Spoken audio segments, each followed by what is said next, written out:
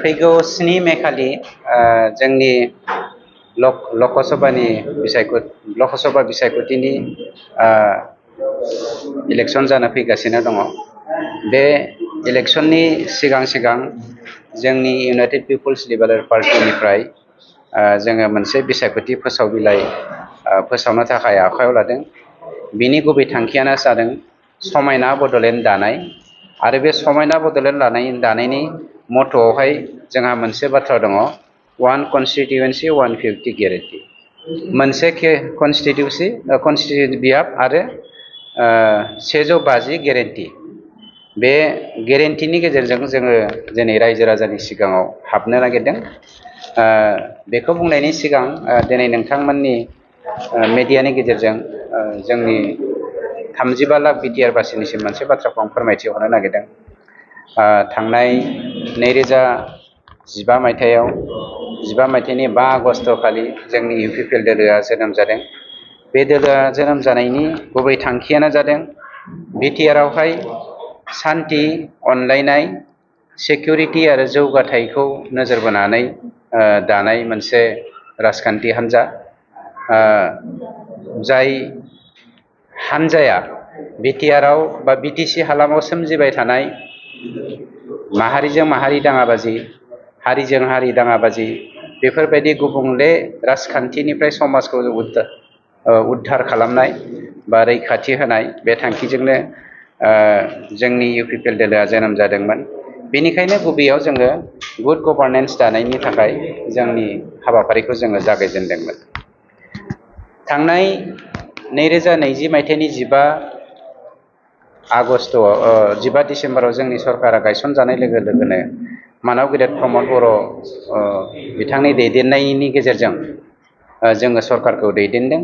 आरो बिनि सिगां जोङो रायजोफोरनो माखासे गेरेन्टि होबोदोंमोन जे जोङो सरकार फैयोब्ला जोङो रायजो राजानो मा लाबोगोन।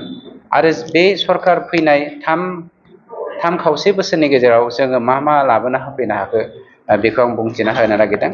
गिबियाव जोङो हादों गोजोन गायसननो। नैथियाव जोङो जिउ आरो उदांस्रिनि रैखाथिखौ थि खालामनो हादों। गिबि खेबनि थाखाय गौथुमाव मोजां खुंथाय लाबोनाय, सुबुं खुंथायखौ गोख्रों खालामनाय, गासैबो हारिफोरनि गेजेराव खौसेथि आरो गोरोबलायनाय लाबोनाय, बर' गोजोन गोरोबथा 2020खौ मावफुंनायाव गोबां दफाफोरखौ दिनैसिम जोङो मावफुंनो हानाय, हा गैजायै न'खरफोरनो हानि फाट्टा राननाय। बे हानि बेलायाव दिनैसिम जोंनि सरकारा मानब गेदेर प्रमद बर' बिथांनि दैदेननायाव 1,14,101 सुबुंनो जोङो हानि पाट्टाखौ होनो हाबाय। बेनि सिगां 17 बोसोराव हाग्रामा बिथाङा मात्र 15,000 न'खरल' हानि पाट्टा होनो हादोंमोन। निखावरि न'खरफोरनि थाखाय न' आरो अनसुंथाइ होनाय, गोग्गो लोंनाय दै जों जगायनो हानाय, गुन गोनां सोलोंथाइ जोङो लाबोनो हानाय।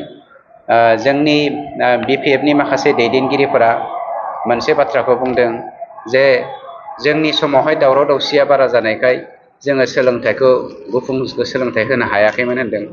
दावराव दावसिया हाग्रामानि दिनाव सोर लाबोदों बेखौ रायजो राजाफ्रा मिथिखायो।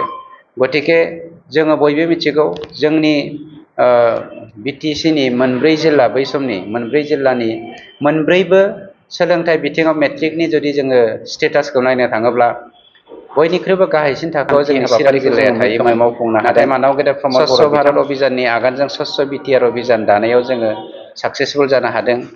आइजोनो गोहो होनाय होननानै बुङोब्ला जोङो मोनफ्रोमबो रेजिस्टार्ड सेल्फ हेल्प ग्रुपनो जोङो 75,000 जोङो थांनाय बिसायख'थिनि सिगां इस्ताहार पत्रनि गेजेरजों जोङो फोरमायथिनाय जादोंमोन।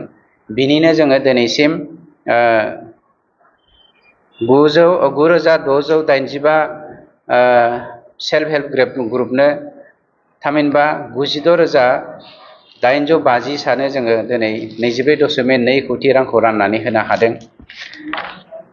लाइमोन जौगाथाय आरो गेलेमु बिफानाव जोङो आसामनि गेजेराव बयनिख्रुइ जौगासार हालामनि गेजेराव मोनसे हालाम जों गायसननो हादों। बिटिआरनि सोलो बिथांखि सिट बेवहाय जोङो दावगासार जानो हादों। आबादारि अनसायनाय बेखौ जोङो जेब्लायबो फोलोमनो हादों। सिबिथाय खोन्दोआव थिसनथाइ सोरजिनाय, इसिंदायारि जौगाथाय, दारिमिनारि जौगाथाय आरो नोगोर जौगाथाय,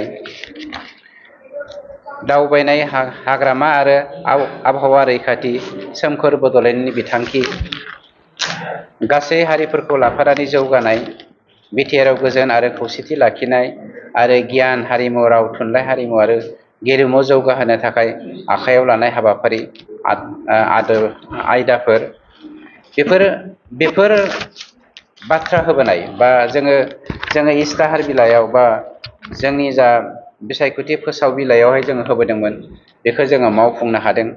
दिनै जोङो 4 मे खालि जानो गोनां 1 नम्बर बा 1 नम्बर क'क्राझार एसटि लकसभा बियाबनि थाखाय मानव गेदेर प्रमद बर' बिथांनि दैदेननायाव जोङो मोनसे बाथ्राखौ रोखा होदों जे 1 कनस्टिटिउन्सि 150 गेरेन्टि। जों मोनसे कनस्टिटिउन्सिनि थाखाय 150टा गेरेन्टि होदों।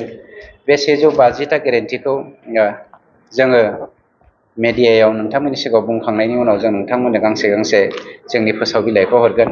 बेनि सिगां आं एसे फरायथिनानै होनो नागिरदों। बिटिआरआव मोजां खुंथाय लाबोनाय, जायखौ जोङो गायसननो हादों आरो बेखौ जोङो प्रिथिबिया जोबजासे पारमानेन्टलि खालामनायनि थाखाय बिथांखि लादों। बर' गोजोन गोरोबथा 2020खौ मावफुंनाय, जोङो फ्राय 60% बांसिन क्लजफोरखौ जोङो मावफुंनो हादों। बेखौ आरो बाखिखौ जोङो मावफुंगोन, बेखौ बेवहाय दिन्थिनाय।